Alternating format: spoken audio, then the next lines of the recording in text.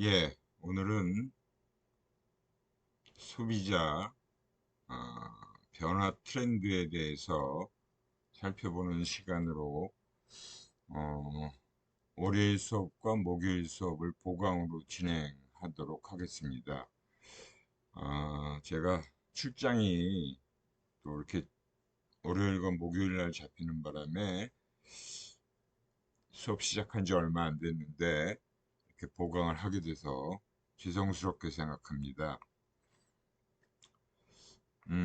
오늘은 변화하는 시장, 진화하는 소비자, 소비자 트렌드와 관련된 내용을 전반부를 좀 살펴보고요. 후반부는 다음 시간에 살펴보도록 하겠습니다. 이게 좀 양이 많아서 제가 좀 빨리빨리 진행을 하고 그냥 건너뛸 건 건너뛰고 여러분들이 한번 쭉 훑어보시면 대부분 다 이해하실 수 있는 내용이라 특별히 어려운 부분은 없다라고 보여요. 제가 이제 이 소비자 트렌드를 정리하면서 소비자를 둘러싼 이 주변 환경이 변화하는 부분을 가지고 이제 정리를 한 건데 그 변화의 얘기를 시작하기 전에 요즘엔 소비자를 둘러싸는 환경이 너무나 빠르게 아, 변화해 가고 있고, 그 속도를 우리가 따라가기도 힘들 정도로 굉장히 아주 변화무쌍해요. 그래서 이 피에르 상소라는 프랑스의 철학자 같은 경우는 느리게 산다는 것의 의미라는 책을 통해서 너무 우리가 빠르게만, 빨리빨리만 외치고 살아가고 있는 걸 보고, 어, 아주 좋은 음, 글이다라는 생각이 들어서 인용을 좀 했습니다. 느림은 무능력이나 게으름이 아니라 행복의 조건이다. 우리가 너무 빨리빨리만을 강조하고 살아가고 있는데 좀 느리게 살 필요가 있다라는 그런 내용의 글이에요. 물론 제가 이 책을 다 보지는 않았습니다. 일부 내용을 좀 발췌해서 정리한 부분입니다. 그 상소 박사는 그 흔한 휴대폰도 없대요.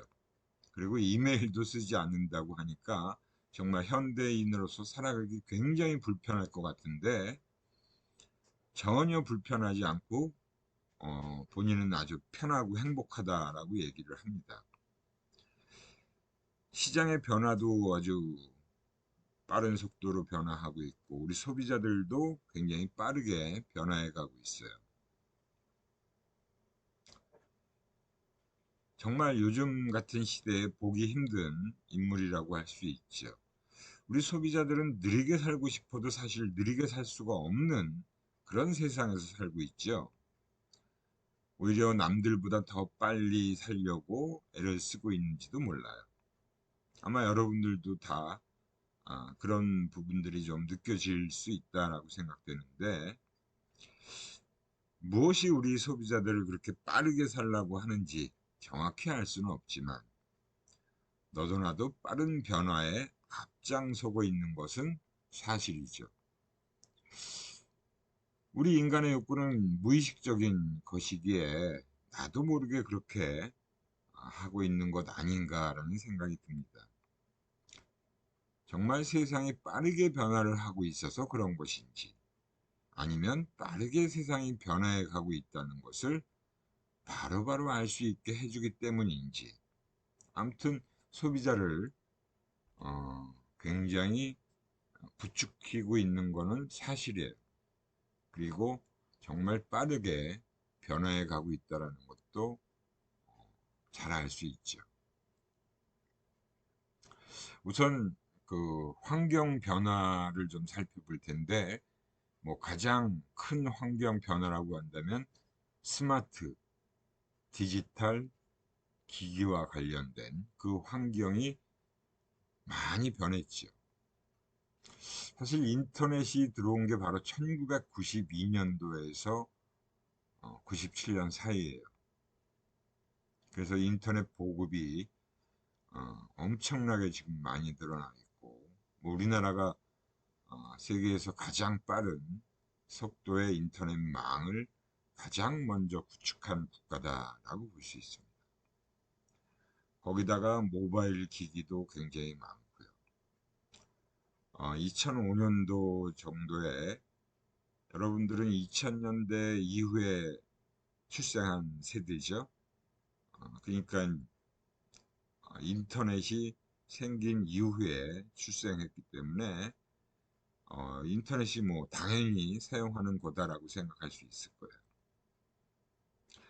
뭐 케이블 TV라는 것도 엄청나게 보급이 됐고, 이 DMB라는 거는 이제 일시적으로 나왔다가 지금 사라진 제품이고요. 그 다음에 이제 2016년도가 또 하나의 변환점으로 그 스마트 기기들이 막 쏟아지기 시작했습니다.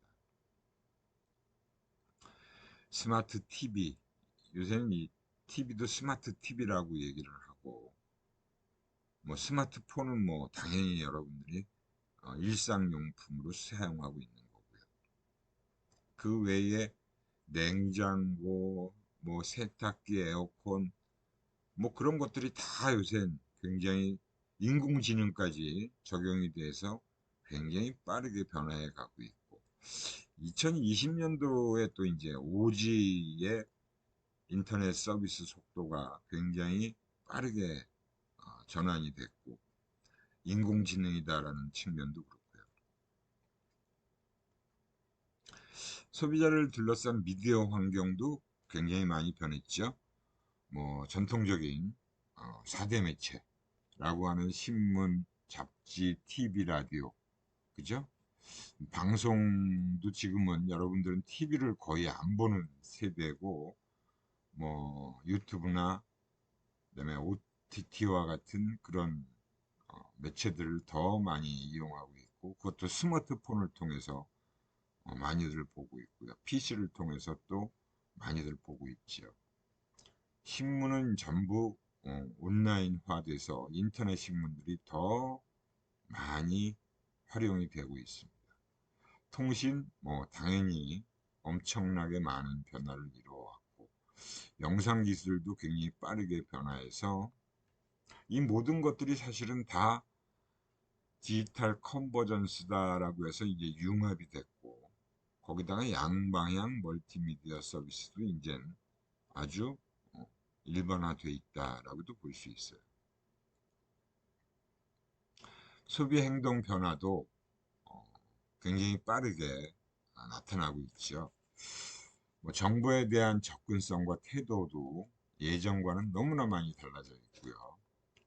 소비자의 개념 변화도 일어나고 있고, 어, 개인화된 소비자가 나타나고 있고요. 추구 가치의 변화도 굉장히 빠르게 일어나고 있습니다.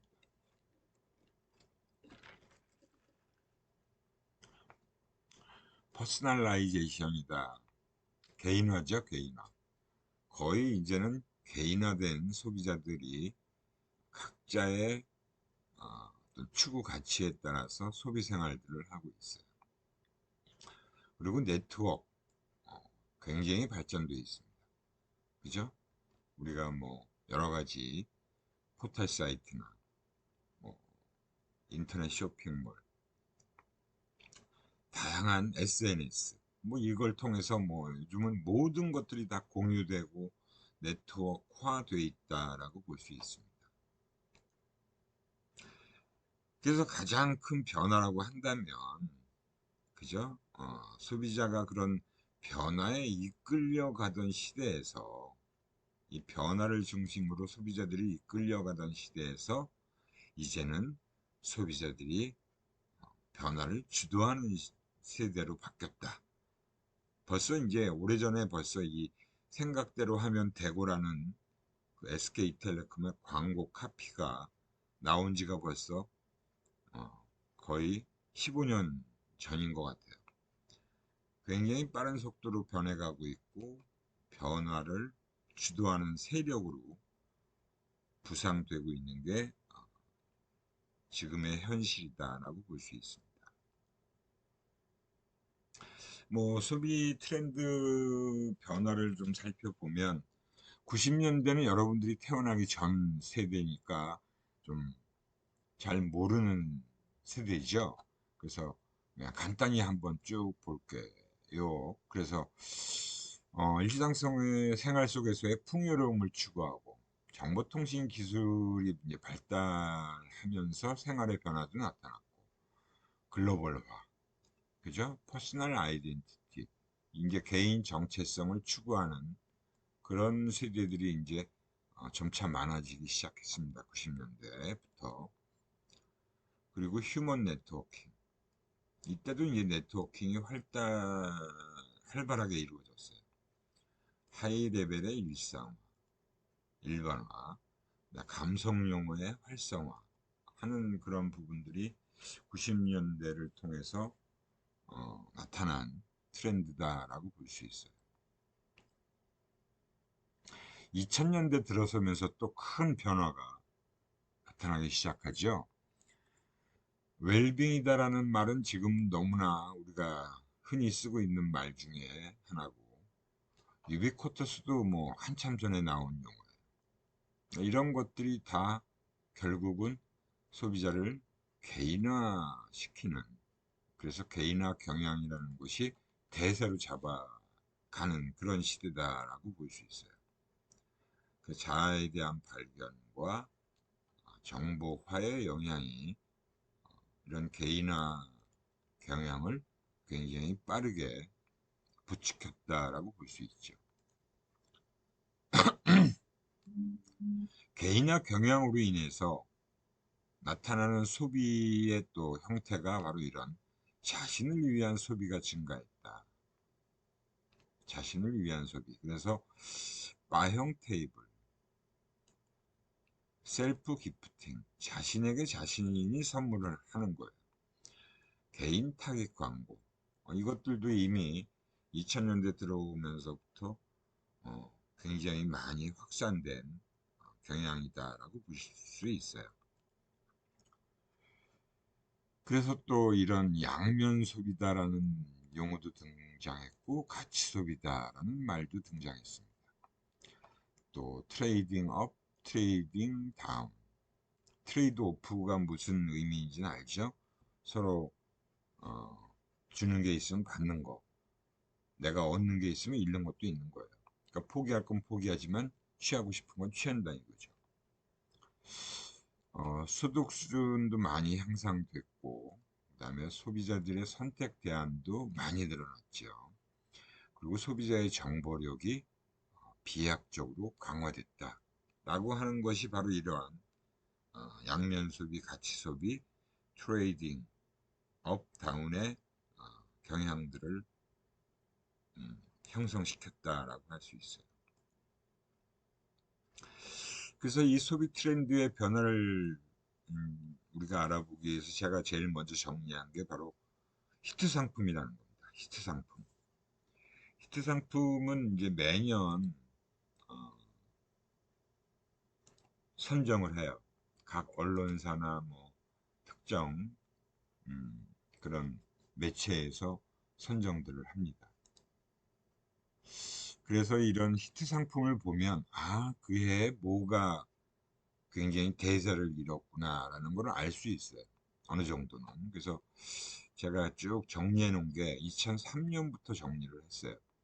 소비 심리의 양극화라는 그런 키워드를 통해서 돈과 답답한 현실에서 탈출하고 싶어하는 뉴 디지털 라이프 스타일 대도 건강 지식 추구로 미래를 대비하는 웰빙 트렌드가 탄생된 시기였다라고 할 수 있습니다. 2004년도, 2005년도. 여러분들은 이제 주로 이 시기에 태어난 세대들이잖아요. 이때 이제 뭐 경기가 전 세계적으로 좀 안 좋아서 소비 침체가 이루어졌고 또 신중한 소비 행태가 지속되는 그런 부분이었어요. 그래서 이러한 히트 상품들이 많이 팔렸다. 그래서 히트 상품도 여러 가지로 살펴볼 수 있죠. 2004년도에 싸이월드가 굉장히 선풍적인 인기를 끌었어요. 한류 스타가 형성된 것도 이 시기예요. 그 다음에 이제 2006년, 7년, 8년을 보면 또 역시 웰빙 트렌드, 재산, 건강, 정서, 스트레스, 불확실성, 불신. 2008년도에 왜 이렇게 스트레스와 불확실성, 불신이 나타났냐 하면은 미국에서 이제 금융위기가 촉발이 됐어요. 모기지논이라는 그 부동산 관련된 금융회사들이 부도가 나기 시작하면서 세계 경제가 휘청였습니다. 그래서 어, 많은 사람들이 이제 힘들어하고 경기도 안 좋고 그래서 이러한 또 경향성들이 나타났다라고 할 수 있어요. 2009년부터 2012년까지 보면 뭐 불황은 계속됐고 2009년도에 신종플루라는 또 전염병이 확산됐어요. 그리고 2010년도에는 IT 혁신 플랫폼이 확산됐다. 이때 이제 소셜 미디어 저도 2010년도에 페이스북에 가입을 했고 지금까지도 페이스북을 활용하고 있습니다. 그 다음에 아바타라는 영화가 등장했고요. 2011년도에 고물가 저성장, 긴장과 불안. 역시 좀 그 2008년도의 여파가 아직까지도 완전히 사라지지 않았어요. 뭐 반값 PB 상품, 영화 도가니가 등장해서 그 성폭행과 관련된 영화죠. 사회의 그 경종을 울리는 그런 사건이 됐고 그 이후에 많은 변화가 좀 나타났습니다. 2012년도에도 저성장 장기화 그리고 싸이의 강남 스타일이 이때 등장했고요.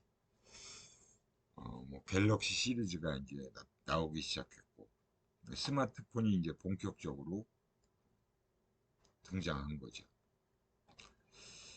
그래서 이제 뭐 불안과 긴장에서 이제 탈출하고자 하는 소비자들의 욕구가 분출됐다라고 볼 수 있어요. 그 다음에 이제 2012년도부터 13년 사이에 트렌드를 보면 SNS, 그죠? 아이폰 5가 나왔고요. 지금 아이폰 15까지 등장했죠, 신제품으로. 그 다음에 갤럭시 이제 시리즈가 팔리기 시작했고요. 카카오톡이 등장했고 네이버의 라인이라는 서비스가 시작됐다. 그리고 또 다른 키워드로 이제 호밍 인스팅크트다. 그래서 귀농에 대한 관심이 좀 나타났고요. 힐링 열풍이 나타났다. 여기도 그런 얘기가 있죠. 어느 때보다 빨라진 그런 변화에 대한 많은 피로감이 쌓였다라고 할 수 있고, 어, 기존의 보수적이고 내성적 표현이 아닌 적극적이고 외형적으로 표현된다는 것이 기존과 다른 양상이다라고 볼 수 있습니다. 그다음에 코리아나이제이션, 우리 한국의 인물들이 세계적으로 부각되는, 그죠? 그리고 대중문화가 아주 한국 문화에 대한 어, 전 세계에 많이 알려진 유엔 사무총장 반기문 유엔 사무, 김영 세계은행 총재, 아, 그다음에 이게 아마 김기덕 감독일 거고 싸이고 이거 올림픽 스타죠. 그 팀틀에서 금메달 딴. 뭐 이런 것들이 이제 나타났던 시기예요. 그다음에 오프라인 스페이스.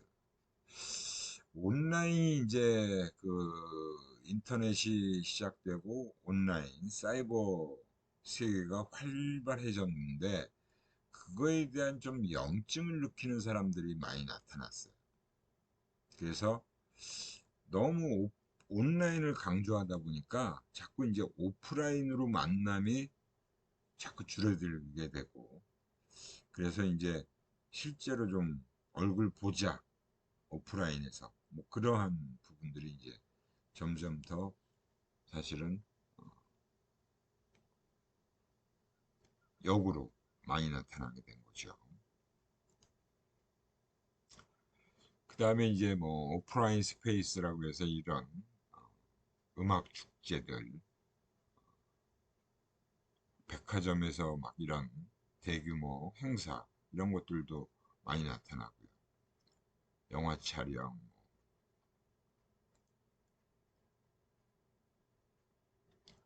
겸손이 미덕인 시대는 끝났다.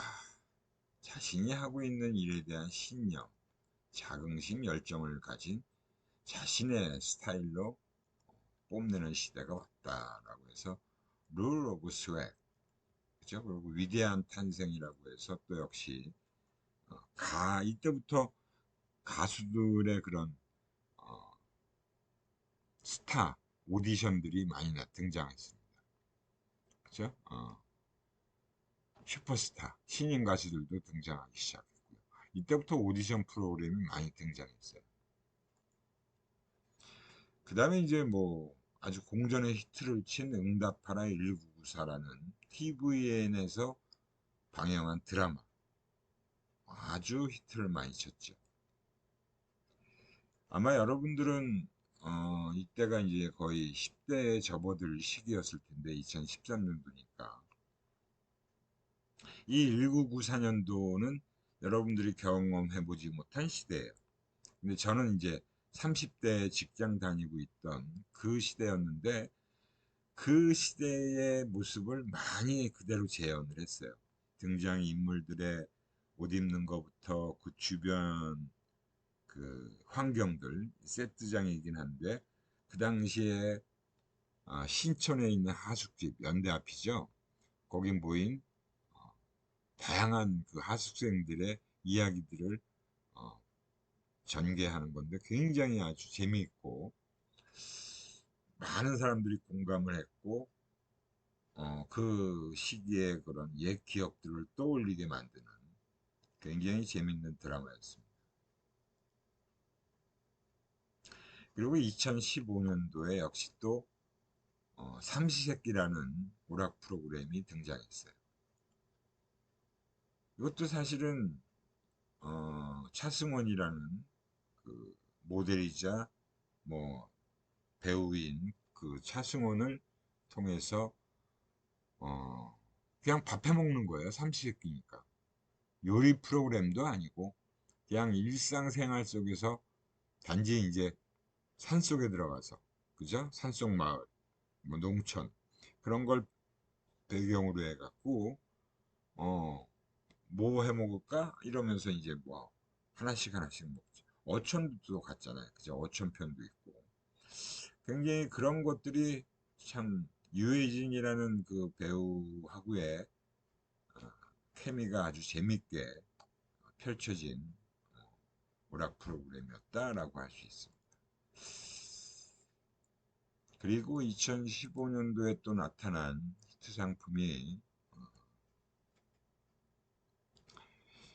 불황을 통해서 이제 어, 좀 뭐라 그럴까 가격은 싸면서 또 그 우리 서민들의 주된 그 음료기보다 그 주된 그 주류와 같은 제품들이 많이 팔렸고요. 그 다음에 이 삼시세끼에서 일상적으로 먹는 그런 밥들도 굉장히 뭐 특별한 재료가 아니라 그냥 바로바로 우리가 주변에서 구할 수 있는 그런 재료들 가지고 식사를 해결하는 그런 부분을 가지고 이제 그게 어떻게 보면 쿡방의 시작이었다라고 볼 수 있죠. 네, 복면가왕이 지금도 방송되는데 이때 2015년도에 등장했어요. 그래서 이런 가성비와 실속을 추구하는 삶의 형태다라고 얘기를 하고 있고, 그러니까 복면을 쓰고 나와서 노래를 부르는 그 노래 실력만 가지고 대결을 서로 하는 거잖아요. 그죠? 그래서 그때 이제 금수저 얘기가 등장하고, 셀카봉, 이때 이제 미국의 오바마 대통령 시대였는데, 셀카봉이 또 한참 또 히트를 했어요. 셰프 테이너, 어, 갑자기 등장한 이, 그죠? 요리와 관련된 백 선생, 그죠? 백종원의 이 프랜차이즈가 이때부터 아주 유명해졌고, 방송을 또 백종원이 어, 휩쓸기 시작했습니다. 이때부터. 지금은 거의 안 보이죠? TV에 이제 뭐 거의 10년 가까이 TV 방송에서 요리하는 쿡방에 굉장히 덕을 본 음, 사람이다라고 볼 수 있고, 그 사람으로 인해서 또 다른 셰프들도 많이 등장했죠. 또 역시 소셜 네트워크 서비스, SNS. 굉장히 스마트폰으로 여러분들은 뭐 지금 뭐 아주 일상적으로 사용하는, 그죠? 뭐 저는 좀 세대가 좀 나이 든 세대 쪽에 가깝다 보니까 저는 페이스북을 주로 많이 이용하는데, 인스타그램도 가입은 돼 있는데 계정은 있는데 잘 안 해요. 근데 젊은 세대들은 사진 올리는 걸 중심으로 한 인스타그램을 굉장히 많이 활용하고 있고요. 물론 페이스북에서 사진들은 많이 올리고 있죠. 그 다음에 2016년도에 이제 혼밥 혼술이 등장했습니다. 이제 1인 가족이, 1인 가구가 이제 등장하기 시작하면서부터 이런 혼밥 혼술의 트렌드가 등장한 거예요. 혼자 밥 먹고 혼자 술 마시는 사람들이 많아졌다. 그래서 또 국세청의 사업자 현황자를 보면, 그죠? 음.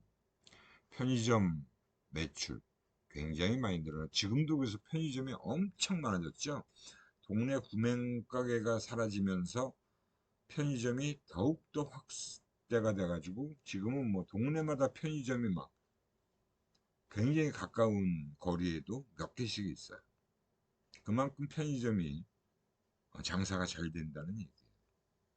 패스트푸드점도 많죠. 치킨 프랜차이즈 엄청나게 많죠.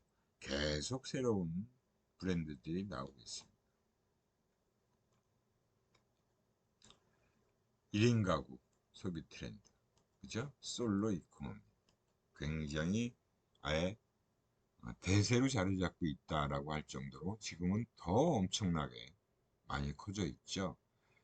그 다음에 요새 뭐 요리 그 대결 프로그램 중에 그 KBS에서 방영하고 있는 금요일 날 저녁 때 하고 있는 그 프로그램을 통해서 뭐 다양한, 그러니까 요리사가 아닌 일반 그 연예인들이 막 요리한 걸 가지고 편의점에서 밀키트로 만들어서 판매를 시작하고 있고요. 물론 수익금은 다 기부단체에 들어갑니다. 그래서 아무튼 그런 트렌드, 그죠? 1인 가구가 이머징 트렌드를 넘어서 자연스럽게 소비의 한 축을 담당하는 메인 트렌드로 넘어가는 시기가 2016년도였는데, 지금은 뭐 완전히 그게 어, 대세를 이루고 있다라고 볼 수 있습니다. 그 다음에 이제 트렌드 코리아에서 뽑은 키워드, 10대 키워드라고 해서 어, 몽키 어, 바스라고 해서 MONKEYBARS, 최후의 소비, 과잉소 조성사회, 1인 방송 시대, 이게 이제 유튜브를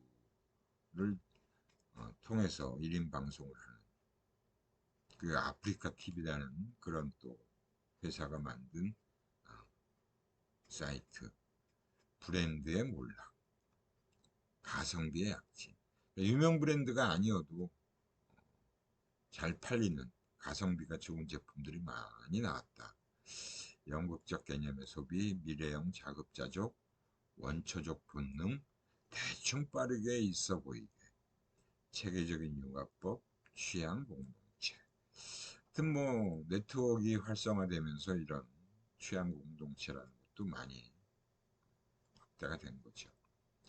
또 2016년도에 7대 소비자 그룹이라는 것도 정리가 된 거예요.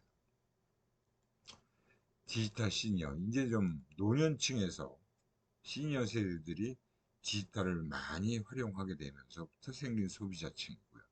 글로벌 소비자, 착한 소비자, 나홀로 소비자, 실용주의 소비자, 위로 소비자, 어, 디지털 네이티브, 뭐 이런 식의 7대 소비자를 선정하기도 했습니다. 2017년도에 나타난 소비 트렌드예요. 인공지능. 이때부터 인공지능이 이제 본격적으로 등장하기 시작합니다. IoT, 사물 인터넷, 자율주행차. 지금 이제 거의 실용화, 상용화 되어 가고 있는 상태죠.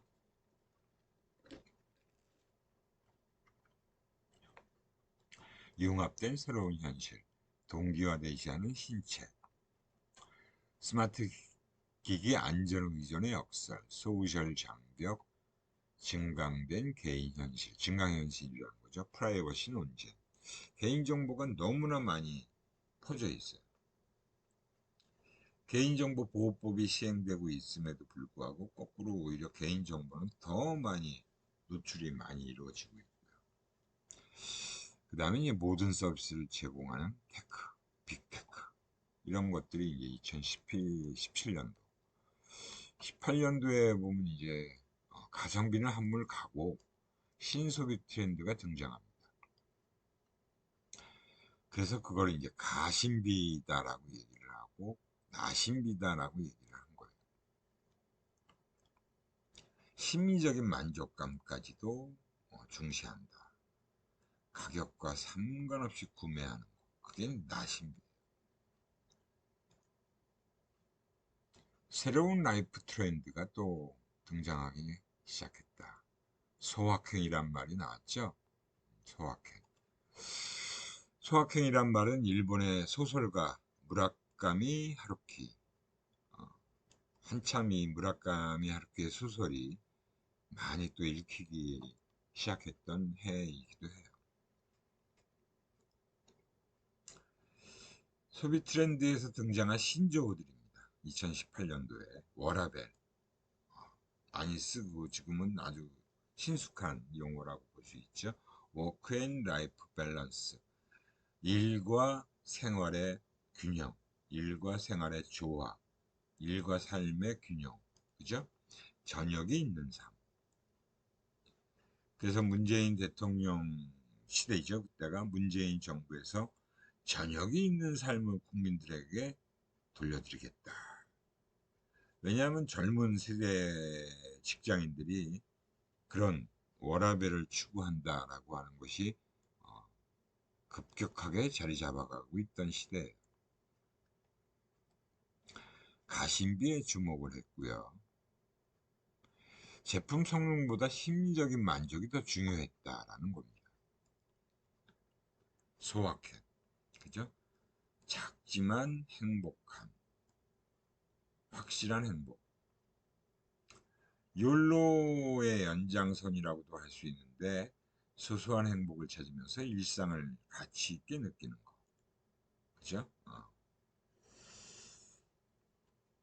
나포츠족, 밤에 이제 운동하는 사람들이 굉장히 많이 늘어났어요. 주로 뭐 조깅하고 달리기하고 자전거 타고 강변에 우리 대구에는 신천에 보면 그런 그 사람들이 꽤 많아졌죠.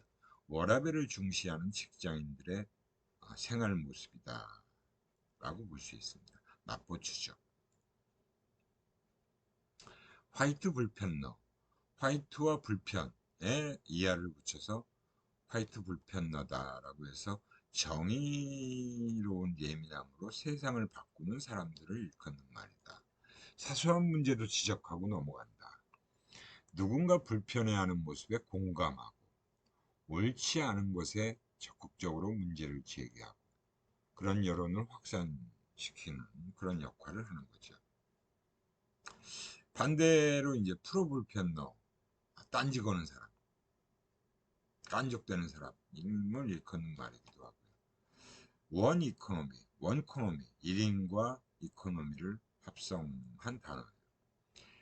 그게 등 앞에서 등장했던 혼밥, 혼술, 혼행, 1인 가구가 증가해서 아주 많이 나타난 그런 용어다라고 볼 수 있습니다. 그래서 포장 단위가 굉장히 소포장으로 바뀌었어요. 그러니까 대외 용량은 혼자 사는 사람은 많이 버리게 되죠. 그러니까 밥도 집에서 하기가 쉽지 않아요. 밥을 해놓고, 그죠? 며칠씩 지난 밥을 먹어야 되니까 그것도 싫은 거예요. 그래서 밥솥도 조그맣게 나오고. 그러니까 어떻게 보면 그 포장해서 파는 밥이 훨씬 햇반이죠. 햇반이 뭐 지금은 CJ뿐만이 아니라 다른 데서도 햇반 같은 것들이 나오잖아요. 그죠? 그래서 이제 그러한 부분들이 등장을 했다라고 볼 수 있어요. 포미족. 이것도 이제 자신을 위해 투자와 소비를 아끼지 않는 사람들이다. 건강, 싱글, 여가, 편의, 고가의 알파벳 앞 글자를 따서 만든 신조어다라고 볼 수 있습니다. 특정 제품에 대한 소비를 아끼지 않는 경향이 있지만 과소비를 하는 건 아니다라는 거죠. 과소비와는 또 다른 거예요. 자신에게 주는 선물, 셀프 기프팅 앞에서 등장했죠. 그런 것처럼 자신이 만족스러워하는 제품들을 얘기한다라고 볼 수 있어요. 그걸 자신에게 주는 선물이다. 페팸족, 반려동물이 지금은 뭐 너무나 굉장히 많아졌죠. 그래서 지금은 뭐 거의 반려동물을 가족이라고 생각하고 있고, 뭐 저도 시추 한 마리를 키우는데 벌써 6년이 됐어요. 6살이 됐는데, 지금 뭐 저희 집에도 집사람하고 저밖에 없으니까, 우리 이름이 복동인데, 그 복동이가 거의 자식 같은 존재예요. 완전히 뭐 집안에서는 그냥 모든 그 생활의 중심처럼 대우받고 있죠. 그래서 이제 반려동물이 가족화됐다라고 볼 수 있어요. 2019년도의 소비 트렌드. 피그들입니다. 피그드림. PIGGY, DIEA. 그래서 컨셉을 연출하라. 세포마켓. 뉴트로. 이 뉴트로도 이제 많이 등장했죠. 요즘 옛날. 필환경. 감정 대리. 이때부터 이제 감정과 관련된 또 얘기가 많이 등장했고, 데이터 인텔리전스, 공간의 재탕생 카멜레온, 밀레니얼 가족, 그것만이 내 세상, 나나랜드, 한참 또 인기가 있었죠. 매너 소비자. 감정 노동자들에게 너무 심한 폭언을 하거나 욕설을 하는 그런 소비자들은 굉장히 이제 힘들어진 거죠. 그런 사람들이 꽤 많았어요. 근데 요즘 점차 힘들어지고 있고, 갑질 많이 하는 기업인들도 사회에서 거의 매장시키는 그런 분위기가 많이 확산됐죠.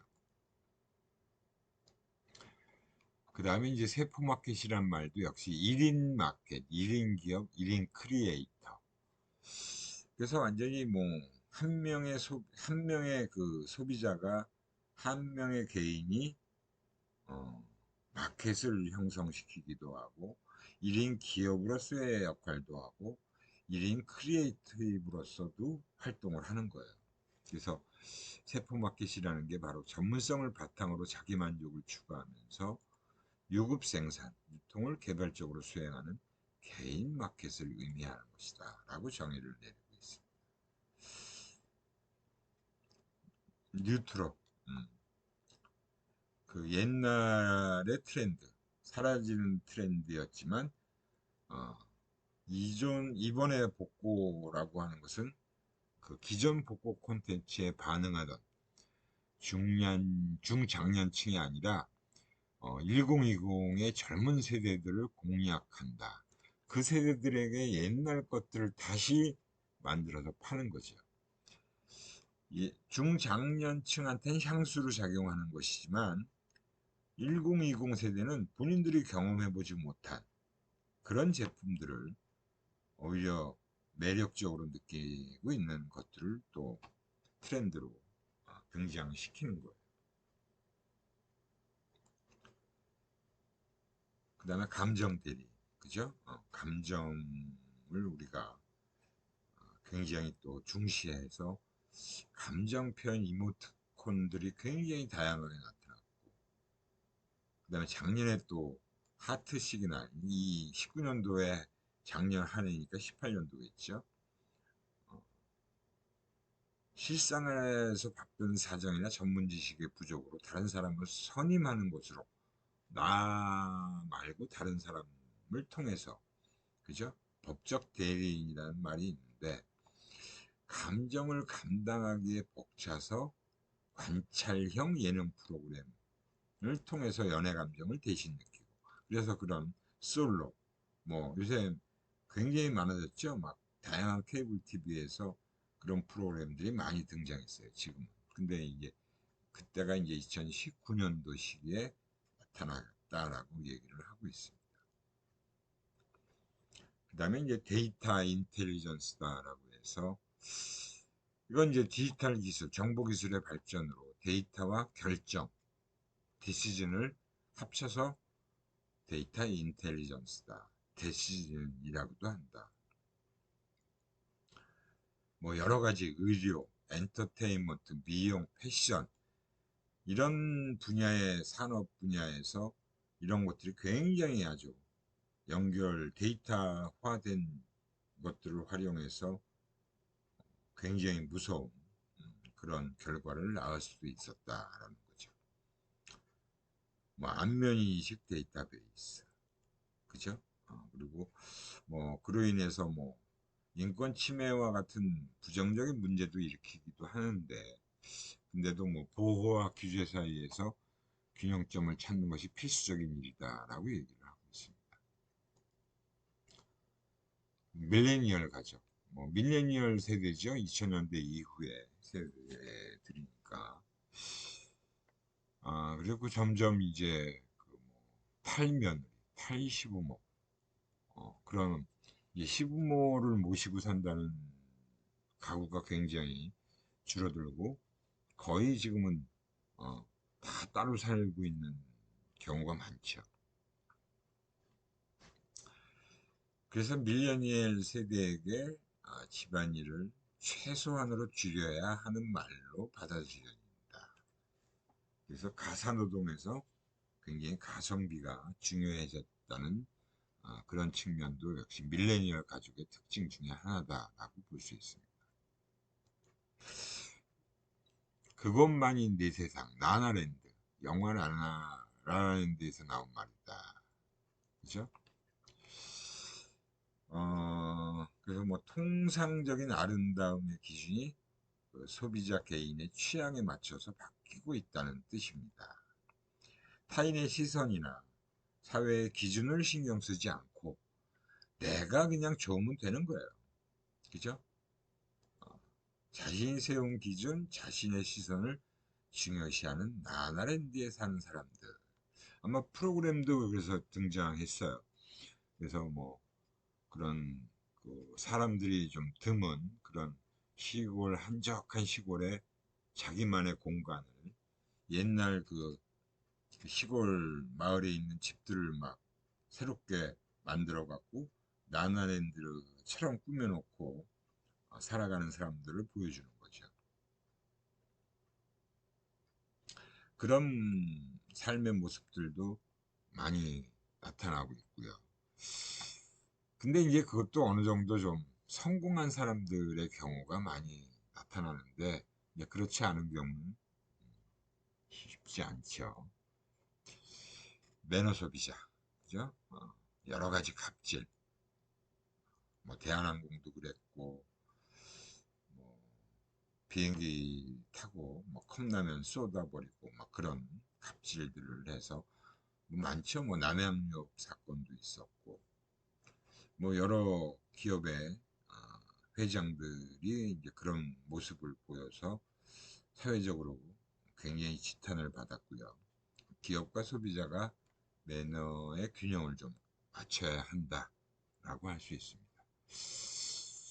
뭐 19년도의 소비 트렌드에 마이티 마이스라는 것도 또 키워드로 뽑아서 얘기를 또 하고 있어요.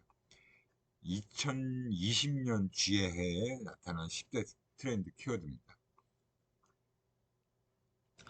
그래서 이제 오늘은 시간이 또 어느덧 다 흘러서 이 뒷부분은 다음 시간에 계속하도록 하겠습니다. 예, 너무 제가 좀 빠르게 어, 짧게 얘기하고 넘어와서 조금 정신이 없는 듯한 그런 부분도 있는데, 이거는 여러분들이 한번 쭉 뭐 PDF 자료 파일을 받았으니까 쭉 훑어보시면 특별히 그렇게 어려운 얘기는 없을 거예요. 예, 일단 첫 번째 어, 변화 트렌드 수업은 이걸로 마치도록 하겠습니다.